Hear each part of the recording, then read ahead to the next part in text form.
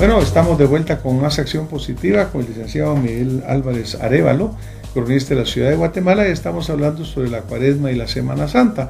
Y él estaba haciendo mención en el segmento anterior, pues del hecho de cómo esta tradición, centenaria llega a la América y se empieza a mezclar con nuestra cultura. Y al mezclarse con nuestra cultura, pues empieza a ver también ese enriquecimiento que se da cuando pues se unen dos mundos y unen sus historias y sus tradiciones. Por ejemplo, licenciado, cuando usted estaba mencionando ahí la parte de el hecho de que lo que es la comida, lo que es las procesiones, lo que es todas estas tradiciones, como inicialmente se hacían separadas, luego se van uniendo y ahora prácticamente, como usted bien lo decía, democráticamente es compartida. Así es. Pero también me gustaría que habláramos un poco de lo que es el ambiente. También esto ha sido cambiante a partir sobre todo del descubrimiento de América. Hoy en día, ¿qué nos presenta Guatemala en estos días? Por estar en la zona tropical, un cielo azul, en contraste con el morado de las jacarandas, de las bugambilias, de los matilisguates. Vamos a percibir el olor del corozo, del trébol y de las frutas, además del incienso.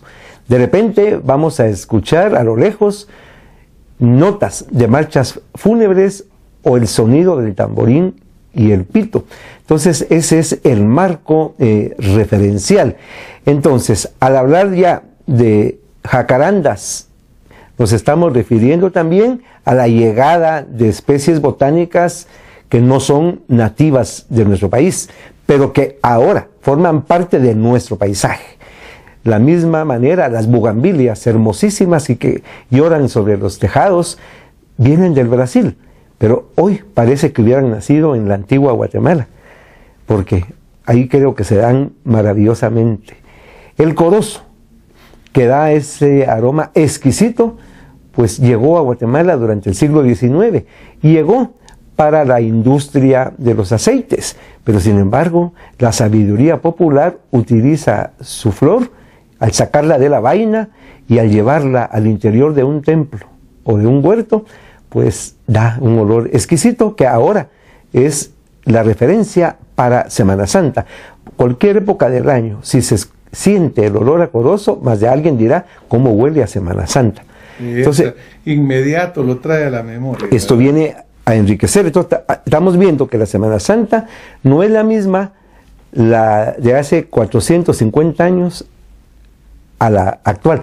Se ha ido enriqueciendo al transcurso precisamente de los tiempos, se ha ido actualizando, se ha ido enriqueciendo. Entonces, así como vamos a encontrar ese ambiente que hemos referido con los olores, nos vamos a retirar un poco también en la historia y llegar a lo que son las ofrendas prehispánicas.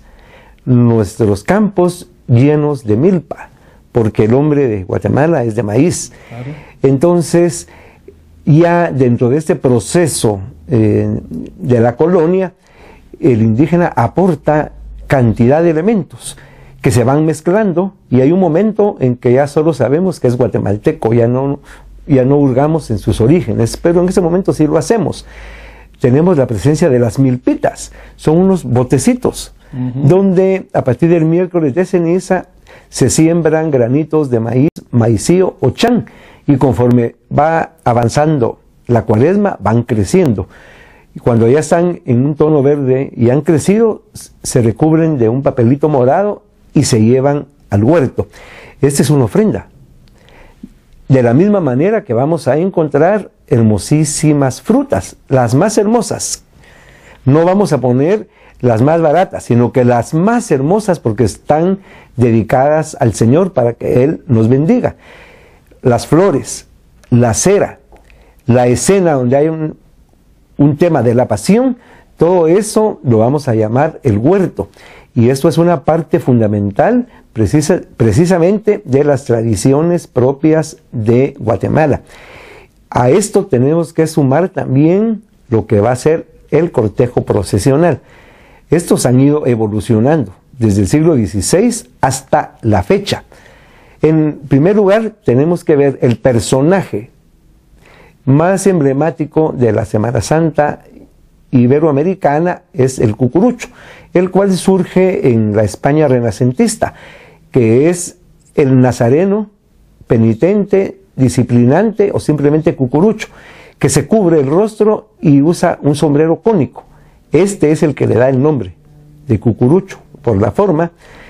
Hoy en día los vamos a encontrar presentes tanto en Europa como en la propia América Latina, especialmente también en Guatemala, donde este también ha ido cambiando, puesto que a partir del siglo XIX, por disposiciones propias de la historia del país, se descubren el rostro y se involucran siempre en el cortejo procesional, pero ya para cargar y usando los colores litúrgicos que manda la temporada. Básicamente serían el morado, negro, blanco. Y a esto tenemos que agregar el arte de la altarería y de la música. Y luego tenemos que hablar también, como lo dijo usted hace un momentito, de la parte gastronómica. Pero por ejemplo también, licenciado, la verdad que yo creo que cuando estoy viendo al licenciado me gusta tanto que no podemos parar de escucharlo. Y por ejemplo, cuando usted hablaba también de la parte procesional, licenciado, están las alfombras, ¿no? Porque las alfombras en la antigua Guatemala, en la ciudad de Guatemala, son algo que verdaderamente nos lleva nuestro nombre al mundo. Pero también las alfombras tienen una mezcla de esos dos mundos que se unieron, el español, el indígena, el maya, el quiché. ¿Cómo estuvo ese sincretismo entre ambas y cómo se refleja en las alfombras? Todo esto es parte precisamente de ese mestizaje. Entonces vamos a referir. En mis investigaciones históricas he encontrado datos de principios del siglo XVIII. Al referirse a la procesión de Jesús de la Merced, dice: y las calles se regaron de pétalos, de rosas y de otras flores. Las ventanas se cubrieron con colgaduras. Entonces aquí ese es un elemento europeo.